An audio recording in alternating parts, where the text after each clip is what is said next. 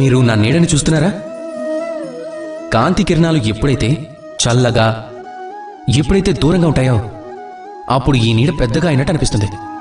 కానీ మెల్లమెల్లగా కాంతి కిరణాలు తలపైకి వస్తాయో అప్పుడు ఈ నీడ ఆకారం చిన్నదిగా అవుతున్నట్టుగా అనిపిస్తుంది. ఇక అంధకారంలో అయితే ఈ నీడ కనిపించకుండా పోతుంది.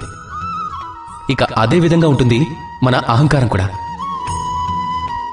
సుఖ పరిస్థితుల్లో కీర్తి సాధించినప్పుడు ఇది పెరుగుతూ ఉంటుంది. కానీ ఎప్పుడైతే సమస్యనే వేడి తలపైకి వస్తుందో ఈ అహంకారం తగ్గిపోతుంది.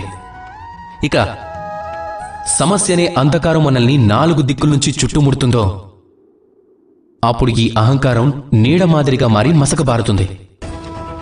అదేవిధంగా మీ జీవితంలో సమస్యలనే అగ్ని మీ అహంకారాన్ని అయితే నాశనం చేసేస్తుంది. కానీ దానికోసం సమస్య వచ్చే వరకు ఎందుకు ఎదురు చూడటం? ఈ ఆత్మగౌరవాన్ని పెరగనివ్వకండి, ఉత్పన్నం కానివ్వకండి. వివేకం అనే తోడుతో లాగి పట్టుకోండి దాన్ని.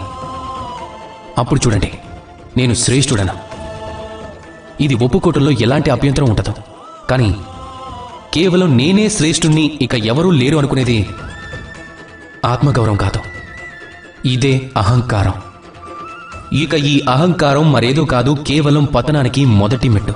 అందుకని మీరు మీ జీవితంలో పతనం వైపుకి కాదు, ప్రేమ వైపుకు వెళ్ళండి.